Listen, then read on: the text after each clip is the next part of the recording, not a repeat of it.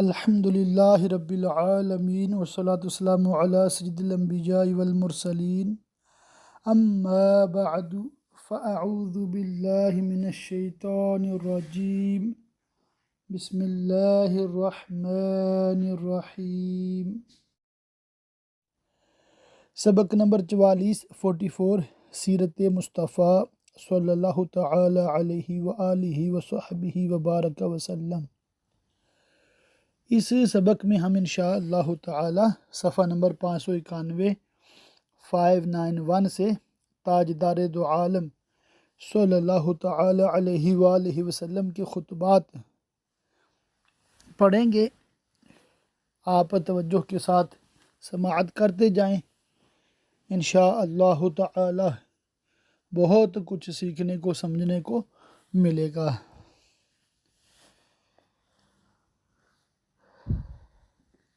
نبی و رسول چونکہ دین کے داعی اور شریعت و ملت کے مبلغ ہوتے ہیں، اور تعلیم شریعت اور تلقین دین کا بہترین ذریعہ خطبہ اور وعظ ہی ہے، اس لیے ہر نبی و رسول کا خطیب اور واعظ ہونا ضروریات و لوازم نبوت میں سے ہے۔ یہی وجہ ہے کہ جب اللہ تعالیٰ نے حضرت موسیٰ علیہ السلام کو اپنی رسالت سے سرفراز فرما کر فرعون کے پاس بھیجا تو حضرت موسیٰ علیہ السلام نے اس وقت یہ دعا مانگی کہ اے میرے رب، میرا سینہ کھول دے، میرے لیے میرا کام آسان کر اور میری زبان کی گرہ کھول دے کہ وہ لوگ میری بات سمجھیں۔ حضور اقدس صلی اللہ تعالی علیہ وآلہ وسلم چونکہ تمام رسولوں کے سردار اور سب نبیوں کے خاتم ہیں، اس لیے خداوند قدوس نے آپ کو خطابت و تقریر میں ایسا بے مثال کمال عطا فرمایا کہ آپ صلی اللہ تعالی علیہ وآلہ وسلم افصح العرب، تمام عرب میں سب سے بڑھ کر فصیح ہوئے، اور آپ کو جوامع الکلم کا معجزہ بخشا گیا کہ آپ کی زبان مبارک سے نکلے ہوئے ایک ایک لفظ میں معانی و مطالب کا سمندر موجیں مارتا ہوا نظر آتا تھا، اور آپ کے جوش تکلم کی تاثیرات سے سامعین کے دلوں کی دنیا میں انقلاب عظیم پیدا ہو جاتا تھا۔ چنانچہ جمعہ و عیدین کے خطبوں کے سوا سینکڑوں مواقع پر آپ صلی اللہ تعالی علیہ وآلہ وسلم نے ایسے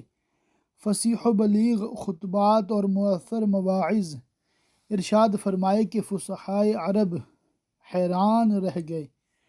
اور ان خطبوں کے اثرات و تاثیرات سے بڑے بڑے سنگ دلوں کے دل موم کی طرح پگھل گئے، اور دم زدن میں ان کے قلوب کی دنیا ہی بدل گئی۔ چونکہ آپ صلی اللہ تعالی علیہ وآلہ وسلم مختلف حیثیتوں کے جامع تھے، اس لیے آپ کی یہ مختلف حیثیات آپ کے خطبات کے طرز بیان پر اثر انداز ہوا کرتی تھی۔ آپ ایک دین کے داعی بھی تھے، فاتح بھی تھے، امیر لشکر بھی تھے، مصلح قوم بھی تھے، فرما روا بھی تھے، اس لیے ان حیثیتوں کے لحاظ سے آپ صلی اللہ تعالی علیہ وآلہ وسلم کے خطبات میں قسم قسم کا زور بیان اور طرح طرح کا جوش کلام ہوا کرتا تھا۔ جوش بیان کا یہ عالم تھا کہ بسا اوقات خطبہ کے دوران آپ صلی اللہ تعالی علیہ وآلہ وسلم کی آنکھیں سرخ اور آواز بہت ہی بلند ہو جاتی تھی، اور جلال نبوت کے جذبات سے آپ کے چہرہ انور پر غضب کی آثار نمودار ہو جاتے تھے۔ بار بار انگلیوں کو اٹھا کر اشارہ فرماتے تھے، گویا ایسا معلوم ہوتا تھا کہ آپ کسی لشکر کو للکار رہے ہیں۔ واہ، سبحان اللہ، سبحان اللہ۔ چنانچہ حضرت عبداللہ بن عمر رضی اللہ تعالیٰ عنہما آپ صلی اللہ علیہ وآلہ وسلم کے پرجوش خطبہ اور تقریر کے جوش و خروش کی بہترین تصویر کھینچتے ہوئے ارشاد فرماتے ہیں کہ میں نے حضور صلی اللہ تعالی علیہ وآلہ وسلم کو منبر پر خطبہ دیتے سنا۔ آپ فرما رہے تھے کہ خداوند جبار آسمانوں اور زمین کو اپنے ہاتھ میں لے لے گا، پھر فرمائے گا میں جبار ہوں، میں بادشاہ ہوں، کہاں ہیں جبار لوگ، کدھر ہیں متکبرین؟ یہ فرماتے ہوئے حضور صلی اللہ علیہ وآلہ وسلم کبھی مٹھی بند کر لیتے، کبھی مٹھی کھول دیتے، اور آپ کا جسم اقدس جوش میں کبھی دائیں کبھی بائیں جھک جاتا، یہاں تک کہ میں نے یہ دیکھا کہ ممبر کا نچلا حصہ بھی اس قدر ہل رہا تھا کہ میں اپنے دل میں یہ کہنے لگا کہ کہیں یہ ممبر آپ صلی اللہ تعالی علیہ وآلہ وسلم کو لے کر گر تو نہیں پڑے گا۔ اللہ اکبر، اللہ اکبر۔ اچھا، اس روایت میں جہاں پر ہے نا اللہ تعالیٰ اپنے ہاتھ میں لے لے گا، یہ متشابہات میں سے ہے، یعنی کہ جس کی کیفیت ہم نہیں بیان کر سکتے کہ وہ کیسے ممکن ہوگا، کیسے ہوگا، کیونکہ اللہ تعالیٰ ہماری طرح ہاتھ سے پاک ہے، اللہ تعالیٰ جسم سے پاک ہے، تو یہ اللہ تعالیٰ اپنی شان کے مطابق اپنے دستے قدرت میں لے لے گا ان چیزوں کو۔ آپ صلی اللہ تعالی علیہ وآلہ وسلم نے ممبر پر، زمین پر، اونٹ کی پیٹھ پر کھڑے ہو کر جیسا موقع پیش آیا خطبہ دیا ہے۔ کبھی کبھی آپ صلی اللہ تعالی علیہ وآلہ وسلم نے طویل خطبات بھی دیے، لیکن عام طور پر آپ کے خطبات بہت مختصر مگر جامع ہوتے تھے۔ میدان جنگ میں آپ صلی اللہ علیہ وآلہ وسلم کمان پر ٹیک لگا کر خطبہ ارشاد فرماتے، اور مسجدوں میں جمعہ کا خطبہ پڑھتے وقت دستے مبارک میں عصا ہوتا تھا۔ آپ صلی اللہ علیہ وآلہ وسلم کے خطبوں کے اثرات کا یہ عالم ہوتا تھا کہ بعض مرتبہ سخت سے سخت اشتعال انگیز موقعوں پر آپ کے چند جملے محبت کا دریا بہا دیتے تھے۔ حضرت انس رضی اللہ تعالیٰ عنہ کا بیان ہے کہ ایک دن آپ صلی اللہ تعالی علیہ وآلہ وسلم نے ایسا اثر انگیز اور ولولہ خیز خطبہ پڑھا کہ میں نے کبھی ایسا خطبہ نہیں سنا تھا۔ درمیان خطبہ میں آپ نے یہ ارشاد فرمایا کہ اے لوگو، جو میں جانتا ہوں اگر تم جان لیتے تو ہنستے کم اور روتے زیادہ۔ زبان مبارک سے اس جملہ کا نکلنا تھا کہ سامعین کا یہ حال ہو گیا کہ لوگ کپڑوں میں منہ چھپا چھپا کر زاروں کی طار رونے لگے۔ اللہ اللہ اللہ اللہ اللہ اللہ۔ سرور کائنات کی عبادات، حضور اقدس صلی اللہ تعالی علیہ وآلہ وسلم باوجود بے شمار مشاغل کے اتنے بڑے عبادت گزار تھے کہ تمام انبیاء و مرسلین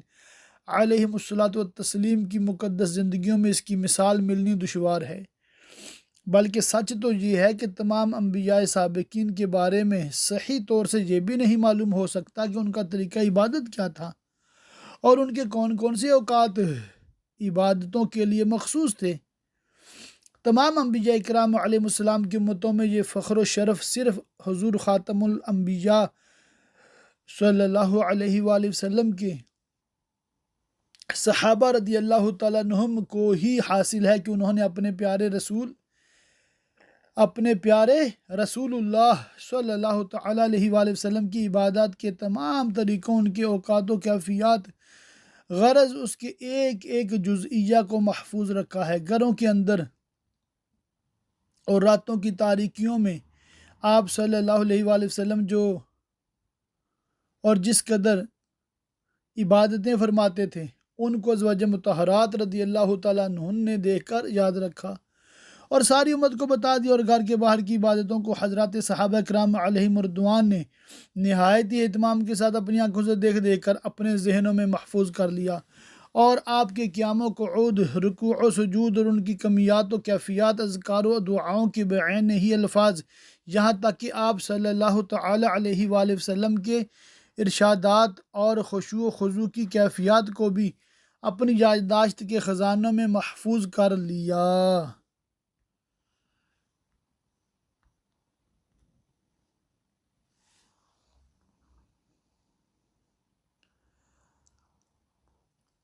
پھر امت کے سامنے ان عبادتوں کا اس قدر چرچا کیا کہ نہ صرف کتابوں کے اوراق میں وہ محفوظ ہو کر رہ گئے، بلکہ امت کی ایک ایک فرد، یہاں تک کہ پردہ نشین خواتین کو بھی ان کا علم حاصل ہو گیا۔ اور آج مسلمانوں کا ایک ایک بچہ، خواہ وہ کرۂ زمین کے کسی بھی گوشہ میں رہتا ہو،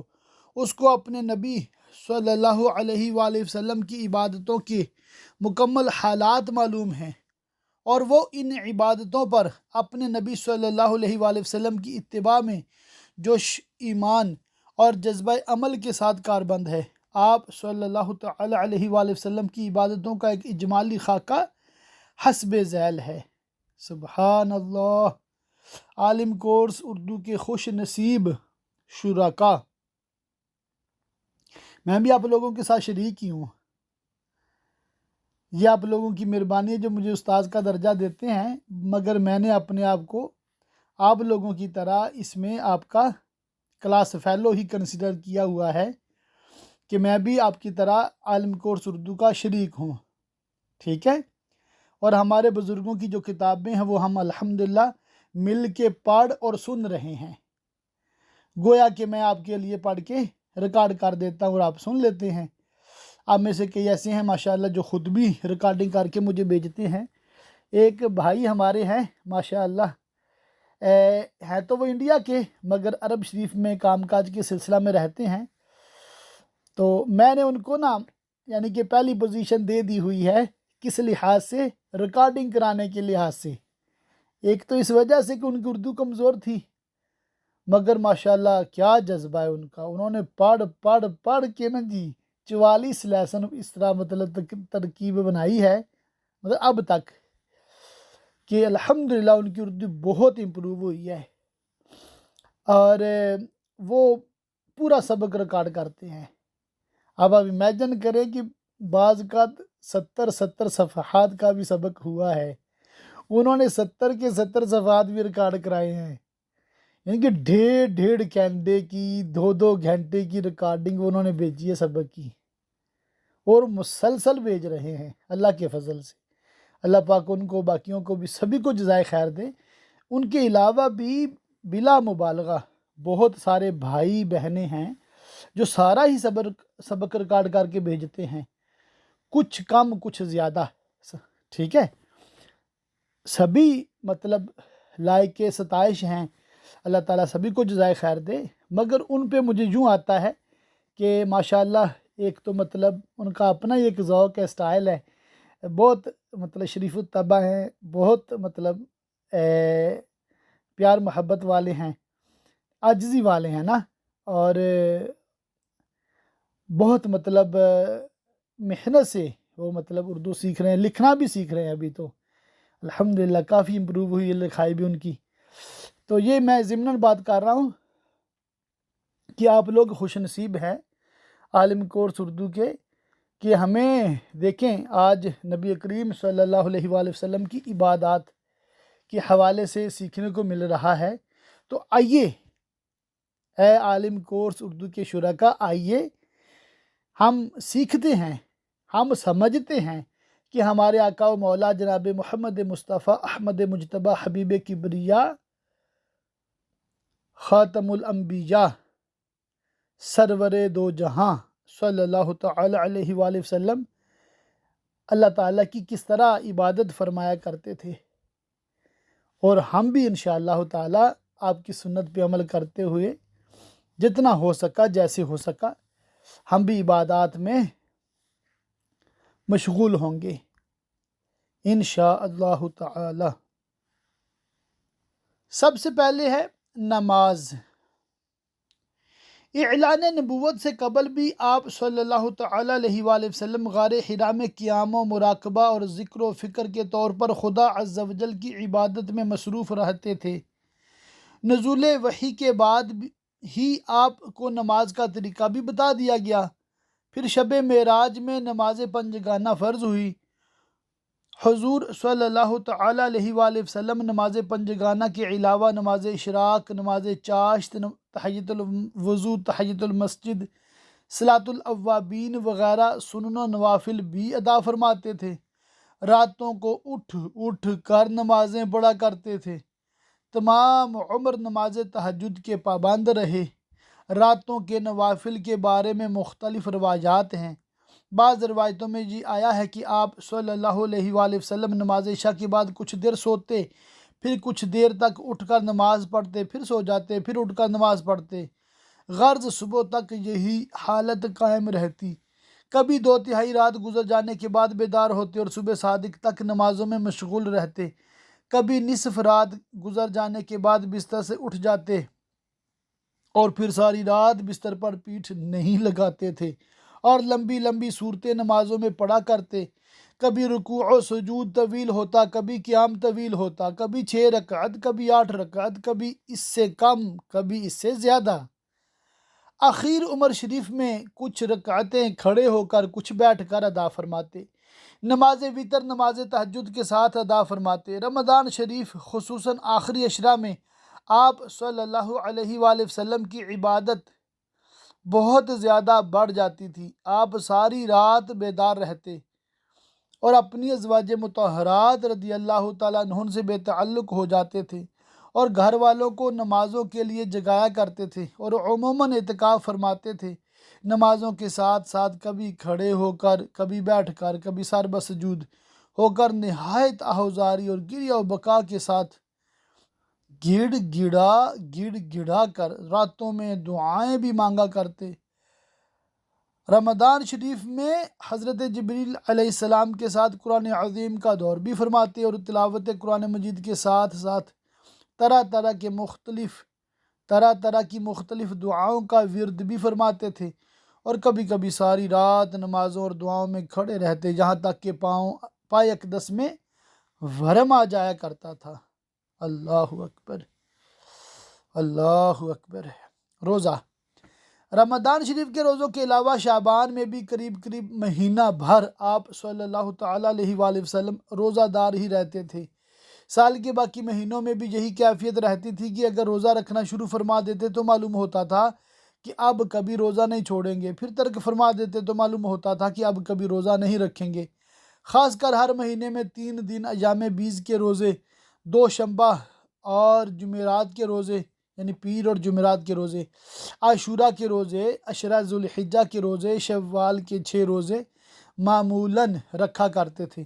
کبھی کبھی آپ صلی اللہ علیہ وآلہ وسلم صوم وصال بھی رکھتے تھے،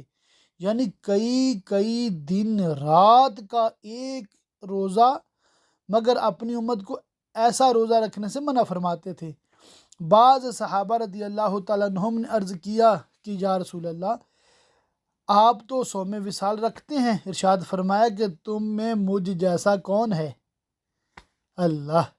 میں اپنے رب کے دربار میں رات بسر کرتا ہوں اور وہ مجھ کو روحانی غذا کھلاتا اور پلاتا ہے۔ اللہ اللہ۔ زکوٰۃ، چونکہ انبیاء کرام علیہ السلام پر خداوند قدوس نے زکوٰۃ فرض ہی نہیں فرمائی ہے، اس لیے آپ صلی اللہ علیہ وآلہ وسلم پر زکوٰۃ فرض ہی نہیں تھی۔ لیکن آپ صلی اللہ علیہ وآلہ وسلم کے صدقات و خیرات کا یہ عالم تھا کہ آپ اپنے پاس سونا چاندی یا تجارت کا کوئی سامان یا مویشیوں کا کوئی ریوڑ رکھتے ہی نہیں تھے، بلکہ جو کچھ بھی آپ کے پاس آتا جب خدا عز و جل کی راہ میں مستحقین پر تقسیم فرما دیا کرتے تھے۔ معذرت، میں جملہ دوبارہ پڑھتا ہوں۔ جو کچھ بھی آپ کے پاس آتا سب خدا عز و جل کی راہ میں مستحقین پر تقسیم فرما دیا کرتے تھے۔ آپ صلی اللہ علیہ وآلہ وسلم کو یہ گوارا ہی نہیں تھا کہ رات بھر کوئی مال و دولت کاشانہ نبوت میں رہ جائے۔ ایک مرتبہ ایسا اتفاق پڑا کہ خراج کی رقم اس قدر زیادہ آ گئی کہ وہ شام تک تقسیم کرنے کے باوجود ختم نہ ہو سکی، تو آپ رات بھر مسجد ہی میں رہ گئے۔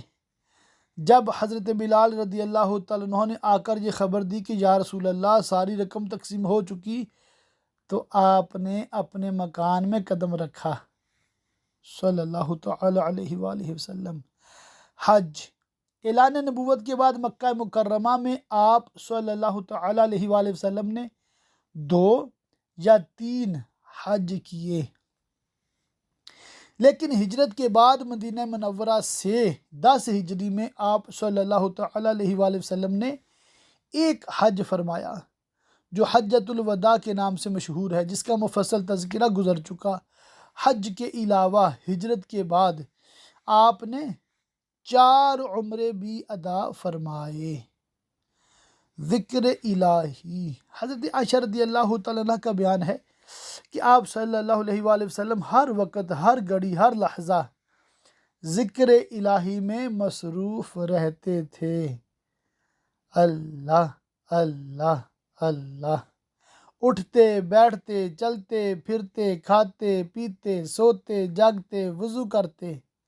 نئے کپڑے پہنتے، سوار ہوتے، سواری سے اترتے، سفر میں جاتے، سفر سے واپس ہوتے، بیت الخلاء میں داخل ہوتے اور نکلتے، مسجد میں آتے جاتے، جنگ کے وقت، آندھی بارش بجلی کڑکتے وقت، ہر حال میں دعائیں ورد زبان رہتی تھیں۔ خوشی و غمی کے اوقات میں، صبح صادق طلوع ہونے کے وقت، غروب آفتاب کے وقت، مرغ کی آواز سن کر، گدھے کی آواز سن کر، غرض کون سا ایسا موقع تھا کہ آپ کوئی دعا نہ پڑھتے؟ دن ہی میں نہیں بلکہ رات کے سناٹوں میں بھی برابر دعا خوانی اور ذکر الہی میں مشغول رہتے، یہاں تک کہ بوقت وفات بھی جو فقرہ بار بار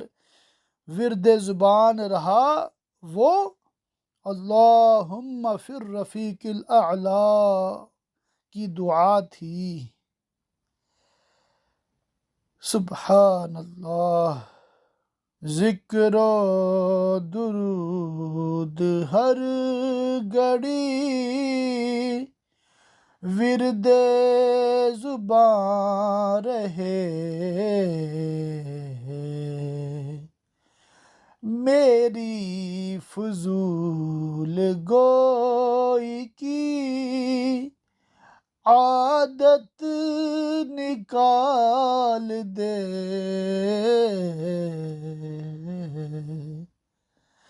میری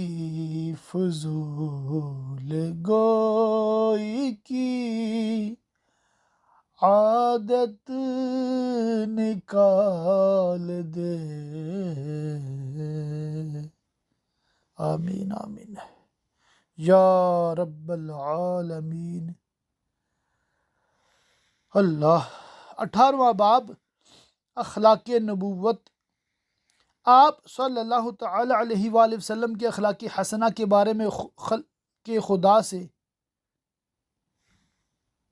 خدا سے کیا پوچھنا،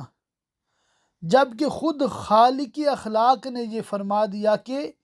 انک لعلی خلق عظیم، اے حبیب بلا شبہ آپ اخلاق کے بڑے درجہ پر ہیں۔ آج تقریباً 1400 برس گزر جانے کے بعد دشمنان رسول کی کیا مجال کہ آپ صلی اللہ تعالی علیہ وآلہ وسلم کو بد اخلاق کہہ سکیں، اس وقت جب کہ آپ صلی اللہ علیہ وآلہ وسلم اپنے دشمنوں کے مجمع میں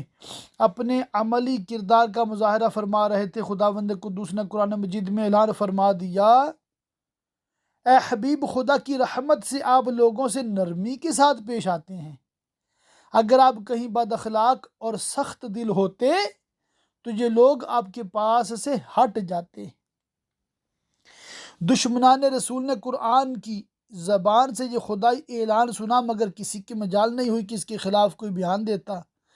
یا اس آفتاب سے زیادہ روشن حقیقت کو جھٹلاتا، بلکہ آپ صلی اللہ علیہ وآلہ وسلم کے بڑے سے بڑے دشمن نے بھی اس کا اعتراف کیا کہ آپ صلی اللہ تعالی علیہ وآلہ وسلم بہت ہی بلند اخلاق، نرم خو اور رحیم و کریم ہیں۔ بہرحال حضور نبی کریم صلی اللہ تعالی علیہ وآلہ وسلم محاسن اخلاق کے تمام گوشوں کے جامع تھے، یعنی حلم و عفو، رحم و کرم، عدل و انصاف، جود و سخا، اظہار و قربانی، مہمان نوازی، عدم تشدد نہیں بلکہ عدم تشدد، شجاعت، ایفاء عہد، حسن معاملہ، صبر و قناعت، نرم گفتاری، خوش روئی، ملن ساری۔ اچھا، عالم کورس اردو کے اسٹوڈنٹس، آپ کو اگر ان میں سے کسی لفظ کا معنی نہیں آتا نا تو مشورہ ہے اپنے گھر میں، اپنی فیملی میں، اپنے فرینڈز میں جس کی اردو بہترین ہو اس سے سمجھ لیجئے، سیکھ لیجئے، ایک لغت، ایک ڈکشنری اپنے پاس رکھ لیجئے، یوں پڑھیے عالم کورس اردو کو کہ اس میں کوئی لفظ ایسا رہ نہ جائے جس کا معنی آپ کو نہ آتا ہو، چاہے وہ تفسیر ہے، حدیث ہے، فقہ تصوف ہے یا سیرت ہے، کوئی بھی کتاب ہے، اس کو ایک لفظ کو اس طرح پڑھیے کہ ایک لفظ بھی ایسا نہ ہو جس کا آپ کو معنی نہیں آتا۔ آپ دیکھیے گا انشاءاللہ تعالی اس کی برکت سے کیسا آپ کا سینہ روشن ہوتا ہے، کیسا انشاءاللہ تعالی علم کا فیضان آپ کو ملتا ہے۔ مزید پڑھتا ہوں، مساوات، غمخواری، سادگی و بے تکلفی، تواضع، انکساری، حیاداری کی اتنی بلند منزلوں پر آپ صلی اللہ تعالی علیہ وآلہ وسلم فائز و سرفراز ہیں کہ حضرت عائشہ رضی اللہ تعالیٰ عنہ نے ایک جملے میں اس کی صحیح تصویر کھینچتے ہوئے ارشاد فرمایا کہ کانا خلقہ القرآن، یعنی تعلیمات قرآن پر پورا عمل یہی آپ کے اخلاق تھے۔ اخلاق نبوت کا ایک مفصل واضح ہم نے اپنی کتاب حقانی تقریریں میں تحریر کر دیا ہے، جہاں بھی ہم اخلاق نبوت کے شجرۃ الخلد کی چند شاخوں کے کچھ پھل پیش کر دیتے ہیں تاکہ ہم اور آپ ان پر عمل کر کے اپنی اسلامی زندگی کو کامل و اکمل بنا کر عالم اسلام میں مکمل مسلمان بن جائیں اور دارالعمل سے دارالجزا تک خدا عز و جل کے شامیانہ رحمت میں اس کے اعلیٰ و افضل انعاموں کے میٹھے میٹھے پھل کھاتے رہیں۔ واللہ تعالی هو الموفق والمعین۔ حضور صلی اللہ تعالی علیہ وآلہ وسلم کی عقل، چونکہ تمام علمی و عملی اور اخلاقی کمالات کا دار و مدار عقل ہی پر ہے، اس لیے حضور علیہ السلام کی عقل کے بارے میں بھی کچھ تحریر کر دینا انتہائی ضروری ہے۔ چنانچہ اس سلسلے میں ہم یہاں صرف ایک حوالہ تحریر کرتے ہیں۔ وہب بن منبہ رضی اللہ تعالیٰ عنہ نے فرمایا کہ میں نے 71 کتابوں میں یہ پڑھا ہے کہ جب سے دنیا عالم وجود میں آئی ہے اس وقت سے قیامت تک کے تمام انسانوں کی عقلوں کا اگر حضور صلی اللہ علیہ وآلہ وسلم کی عقل شریف سے موازنہ کیا جائے تو تمام انسانوں کی عقلوں کو حضور علیہ السلام کی عقل شریف سے وہی نسبت ہوگی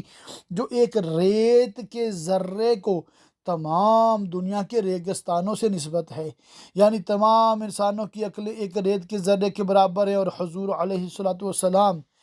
کی عقل شریف تمام دنیا کے ریگستانوں کے برابر ہے۔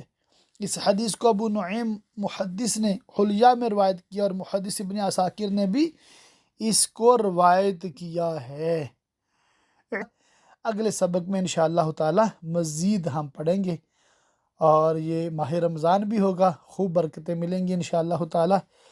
دعاؤں میں یاد رکھیے گا، اللہ تعالی آپ کا میرا حامی و ناصر ہو، اور اللہ تعالی ہمارے یہ رمضان المبارک کے سارے جو معمولات ہیں بخیر و عافیت فرمائے، اور اللہ تعالی سب کے لیے آسانیاں فرمائے، آمین بجاہ النبی الامین